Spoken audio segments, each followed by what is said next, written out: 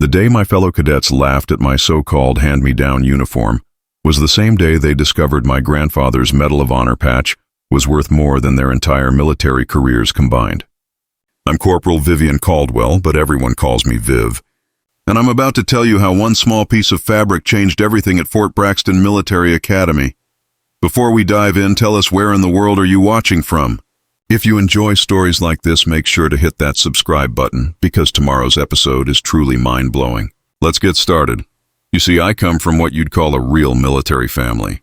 Not the kind that writes checks to veterans' charities and calls it service, but the kind that bleeds olive drab and speaks in acronyms at the dinner table. My grandfather, Master Sergeant Roland Caldwell, served 3 tours in Vietnam before I was even born. My father, Staff Sergeant Mitchell Caldwell, spent 15 years in the Army before settling down in our small Nebraska town to raise me and my younger brother Finn. Growing up, Grandpa Roland's old dress uniform hung in our hallway closet like a museum piece. The fabric had that particular military green that seemed to hold stories in every thread. Dad would take it out sometimes just to air it out and check the brass buttons for tarnish. He'd run his fingers over the ribbons and patches with this look in his eyes, like he was reading a book written in a language only veterans understand. When I got accepted to Fort Braxton, Dad pulled me aside one evening after dinner. We were sitting on our back porch, watching Finn practice his batting swing in the yard, when he said something that would stick with me forever. "Viv, your grandfather would be proud to see his uniform serving again. He may be gone, but his legacy lives on through you. Don't let anyone make you feel small for honoring our family's sacrifice." The night before I left for the academy, Finn helped me polish every brass button on that uniform until they gleamed like tiny mirrors. He was only 16, but he understood the weight of what I was carrying. "You're going to show them what a real military family looks like, sis," he said, carefully buffing the last button. "Those rich kids don't know what real service means." I had no idea how right he would turn out to be, or how one small patch on that uniform would expose the difference between playing soldier and actually being one. What started as cruel laughter from privileged cadets would end with a colonel's revelation that silenced an entire room and changed the course of my military career forever. This is the story of how my grandfather's honor became my shield, and how sometimes the most powerful weapons are the ones that look the most ordinary. Fort Braxton Military Academy sits on 500 acres of perfectly manicured Virginia countryside, where the buildings look like they belong in a history textbook and the cadets look like they belong in a country club catalog. The moment I stepped off the bus with my single duffel bag and garment bag containing Grandpa Roland's uniform, I knew I was entering a different world. Most of the other cadets arrived in luxury SUVs driven by parents wearing designer clothes and Rolex watches. They unloaded matching luggage sets and talked about their family's military connections like they were discussing stock portfolios. I watched one girl direct her personal assistant on where to place her custom-fitted uniform collection, while her mother scheduled a spa appointment for after the drop-off. That girl turned out to be my roommate, Cadet Penelope Ashworth from Manhattan's Upper East Side. The first thing Penelope noticed when I hung up Grandpa's uniform was the faded color and the way the fabric had that soft, worn look that only comes from decades of careful storage. "Vintage military chic," she said with a smile that didn't reach her eyes. How wonderfully authentic. I could feel the judgment radiating from her perfectly pressed new uniform hanging next to mine. Everything about Penelope screamed money, from her pearl earrings to her professional manicure, to the way she casually mentioned her family's donations to various military academies. She treated Fort Braxton like an expensive summer camp where she could network with other influential families. Within hours, word had spread through the barracks about my grandfather's old uniform. I overheard conversations in the hallway about the scholarship girl in vintage gear and caught more than one cadet taking photos when they thought I wasn't looking. The whispers followed me to meals, to classes, and especially during our first uniform fitting session.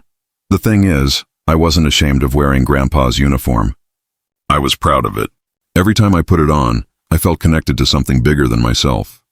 Dad had spent hours teaching me how to properly maintain the ribbons and insignia, explaining what each one represented.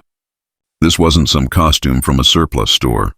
This was a piece of American military history, earned through blood and sacrifice on the other side of the world, But pride doesn't shield you from the sting of being treated like you don't belong. During our first formation, I stood at attention while hearing snickers about discount military gear from the cadets behind me. Penelope had already formed her little circle of privileged friends, including Bradford Whitmore, whose senator father had apparently fast-tracked his admission, and Celeste Vanderberg, whose family owned half of some defense contracting company. I thought about Finn's words every morning as I buttoned up that uniform. These cadets had no idea what real military family looked like, but I was about to show them. I just had no idea how dramatically that lesson would unfold. The first formal inspection came 3 days into our training, and I knew it would be make or break for establishing respect among my fellow cadets. I spent 2 hours the night before making sure every brass button gleamed and every crease was razor sharp. Grandpa's uniform looked as good as it had in decades, and I felt ready to prove that heritage meant more than price tags. That confidence lasted exactly 30 seconds into the inspection. As we stood at attention in formation, I heard Penelope's voice cut through the silence like a blade. Some people can't afford proper military attire, I suppose. She was speaking just loud enough for the surrounding cadets to hear while maintaining perfect military posture. I wonder if the Academy has a uniform assistance program for the financially disadvantaged. The snickers started rippling through the ranks. Bradford Whitmore, standing 2 positions down from me, made a show of examining his own pristine uniform before glancing meaningfully at mine. Celeste Vanderberg whispered something to the cadet next to her that made them both struggle to contain their laughter. But the real humiliation came after inspection, when Penelope cornered me in the barracks hallway. "Caldwell, I've been thinking about our conversation yesterday," she said, her voice dripping with false concern. "My family has been donating to military academies longer than yours has been enlisted. We've seen what proper military presentation looks like, and frankly, I'm worried your appearance reflects poorly on our entire unit." I felt heat rising in my chest, but I kept my voice steady. "My grandfather earned every thread on this uniform in Vietnam. What exactly has your family earned besides tax write-offs?" Penelope's mask slipped for just a moment, revealing something cold and calculating underneath. "Careful, Caldwell. Some traditions are better left buried with the people who wore them." Over the next week, the harassment escalated beyond whispered comments. They started calling me thrift store soldier during mess hall conversations, always just loud enough for me to hear. Bradford would make exaggerated salutes when he passed me, saying things like, "Hope that uniform doesn't fall apart." During parade practice, Celeste took to commenting on my vintage accessories. Whenever we had group formations, the worst part wasn't the mockery itself. It was watching other cadets join in because they wanted to be accepted by Penelope's crowd. Kids who had been friendly during orientation suddenly avoided eye contact. My study group invitations dried up. Even my assigned drill partner started making excuses to switch with someone else. The breaking point came during our second week when I found a note taped to my locker. "Some people just don't belong here. Maybe it's time to accept reality and find a community college ROTC program more suited to your background." That same afternoon, Penelope filed a formal complaint with the Academy administration, claiming my substandard and potentially regulation-violating uniform was disrupting unit cohesion and setting a poor example for military standards. She had documented everything with photos and witness statements from her friends. I realized then that this wasn't just bullying. This was a calculated campaign to get me removed from the program entirely. That night, staring at the formal complaint notice in my hands, I had 2 choices: back down and buy a new uniform to appease Penelope's crowd, or dig deeper into why this particular uniform meant so much to my family. Something in my gut told me Dad had never shared the complete story about Grandpa Roland's service, and if I was going to fight this battle, I needed to understand what I was really defending. I called home at 2100 hours, knowing Dad would still be up reading in his favorite chair. When he answered, I could hear the concern in his voice immediately. "Viv, everything okay, sweetheart?" "Dad, I need you to tell me everything about Grandpa Roland's service record, not just the stories you've shared before. Everything." I explained the situation with Penelope's complaint and the escalating harassment. "These people think they can dismiss our family's sacrifice because we don't have money. I need to know what I'm really wearing." The silence on the other end stretched so long I thought we'd lost connection. Finally, Dad's voice came through, thick with emotion. "Honey, your grandfather never wanted anyone making a big deal about what happened over there." He said the real heroes were the ones who didn't make it home. "Dad, what happened over there?" "Firebase Charlie, October 1968. Your grandfather's unit got pinned down by enemy fire for 6 hours. 12 men were wounded and couldn't reach the extraction point. Roland volunteered for a solo rescue mission through 200 yards of open ground under constant gunfire." Dad paused, and I could hear him getting up, probably walking to the hallway closet where he kept Grandpa's military documents. He made 4 trips, carrying wounded soldiers on his back while taking shrapnel in his leg and shoulder. On the last trip, he stayed behind to provide covering fire so the helicopter could evacuate everyone safely. My hand started shaking. "Dad, what are you telling me?" "I'm telling you that your grandfather received the Medal of Honor for that day. Viv. President Johnson personally presented it to him at the White House in 1969. The medal and all the documentation are in the same box where we keep his uniform. That small patch you've probably never paid attention to near the breast pocket? That represents the highest military decoration our country can bestow." I felt like someone had just rewired my entire understanding of my own family. "Why didn't you ever tell me?" "Because Roland made me promise to let you kids find your own reasons for serving. He didn't want his legacy to be a burden or an expectation. But sweetheart, now that you're being challenged, you have every right to know what you're carrying forward." After hanging up, I spent the next 2 hours researching Medal of Honor protocols and recipient privileges. What I discovered changed everything about how I would approach the disciplinary hearing. This wasn't just about defending my right to wear an old uniform anymore. This was about honoring the highest sacrifice our military recognizes, and I had documentation to prove it. The disciplinary hearing took place in Colonel Diana Hartfield's office, a room lined with military portraits and commendation plaques that seemed to watch our every move. Penelope sat across from me in her perfectly pressed uniform, flanked by Bradford and Celeste as her witnesses. She had prepared a presentation complete with printed photographs and a written statement about uniform regulations. Colonel Hartfield, a decorated officer with 30 years of service, listened patiently as Penelope presented her case. "Ma'am, as documented in these photographs, Cadet Caldwell's uniform clearly violates Academy standards for proper military dress. The faded coloring, outdated styling, and worn fabric create a substandard appearance that undermines the professional image we're trying to maintain." Bradford leaned forward earnestly. "Colonel, we're not trying to be mean-spirited. We just believe that all cadets should be held to the same high standards, regardless of their financial circumstances." I sat silently, the folder containing Grandpa Roland's service documentation resting on my lap. Colonel Hartfield had instructed me to wait until Penelope finished her presentation before responding. The waiting felt like torture, especially watching the smug confidence on Penelope's face as she detailed every supposed regulation violation. "Furthermore," Penelope continued, "several cadets have expressed concern that allowing substandard uniforms sends the wrong message about our commitment to military excellence. We recommend that Cadet Caldwell be required to purchase regulation attire or face potential dismissal from the program." Colonel Hartfield nodded thoughtfully, then turned to me. "Cadet Caldwell, before you respond to these allegations, may I examine your uniform more closely?"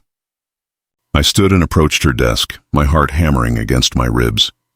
The colonel walked around me slowly, examining the fabric, the pressed creases, the polished brass buttons. When she reached the left breast area, she stopped completely. Her finger hovered over the small, unassuming patch that had been there so long I'd barely noticed it myself. The change in Colonel Hartfield's expression was immediate and dramatic. Her eyes widened, then narrowed as she leaned in for a closer look. "Cadet Caldwell, whose uniform is this?" "My grandfather's, ma'am. Master Sergeant Roland Caldwell, Vietnam veteran." Colonel Hartfield straightened up and turned to face Penelope with an expression that could have frozen fire. "Cadet Ashworth, do you know what you've just filed a complaint against?" Penelope's confidence wavered slightly. "Ma'am, I've filed a complaint against a regulation violation. You've filed a complaint against a Medal of Honor recipient's uniform." The colonel's voice carried the weight of absolute authority. "That substandard patch you've been photographing and mocking represents the highest military decoration our nation can bestow. Master Sergeant Roland Caldwell earned this medal saving 12 lives under enemy fire in Vietnam." The room fell into complete silence. I watched the blood drain from Penelope's face as the full implications hit her. Furthermore, Colonel Hartfield continued, Medal of Honor recipients and their immediate family members are accorded special honors that supersede standard uniform regulations. Cadet Caldwell is not only authorized to wear her grandfather's uniform, she's honoring one of our nation's greatest heroes by doing so. The immediate fallout from Colonel Hartfield's revelation was swift and decisive. Penelope faced formal disciplinary action for filing a frivolous complaint and showing disrespect to a Medal of Honor family. Bradford and Celeste were assigned 2 weeks of additional duties and mandatory sensitivity training about military heritage and sacrifice. The photos they had taken mockingly of my uniform were ordered to be deleted immediately. But the real change wasn't in the punishments. It was in the atmosphere of the entire academy. Within hours, word had spread through every barracks about what had happened in that office. Cadets who had avoided me for weeks suddenly appeared at my door, some to apologize, others simply to ask questions about my grandfather's service. The nickname Thrift Store Soldier disappeared overnight, replaced by genuine respect for what I represented. Bradford was the first to approach me privately, finding me in the library 3 days after the hearing. His usual arrogance had been replaced by something I'd never seen from him before: humility. Caldwell, I need to say something. I've been at military schools my whole life, but I've never actually met anyone from a family that sacrificed for this country. I was wrong, and I'm sorry. The transformation in my daily experience was remarkable. Study group invitations returned. Cadets started asking about my family's military history during meals. My drill partner, who had been making excuses to avoid me, requested to be permanently assigned to work with me. Even the instructors began treating me with a different kind of respect, not because of special treatment, but because they understood the weight of the legacy I carried. But perhaps the most unexpected change came from Penelope herself. 6 months later, as we prepared for graduation, she approached me after our final inspection. Gone was the entitled Manhattan socialite who had tormented me during those first weeks. In her place stood someone who looked genuinely changed by the experience. Viv, I've been thinking about what real service means ever since that day in Colonel Hartfield's office, she said quietly. My family taught me that military service was about networking and resume building. You showed me the difference between playing soldier and being one. Thank you for that lesson. I realized then that my grandfather's sacrifice had achieved something beyond what happened on that battlefield in Vietnam. His uniform had become a teaching tool, separating those who understood genuine military values from those who saw service as a social opportunity. That evening, I called Dad to share the news about graduation. Dad, I finally understand why Grandpa never talked about being a hero. The real honor isn't in the recognition. It's in living up to that sacrifice every single day and helping others understand what true service means. He'd be proud of you, sweetheart. You carried forward his legacy in exactly the way he would have wanted. As I hung up Grandpa Roland's uniform for the last time as a cadet, I understood that some battles are won not through force, but through the quiet dignity of honoring those who came before us.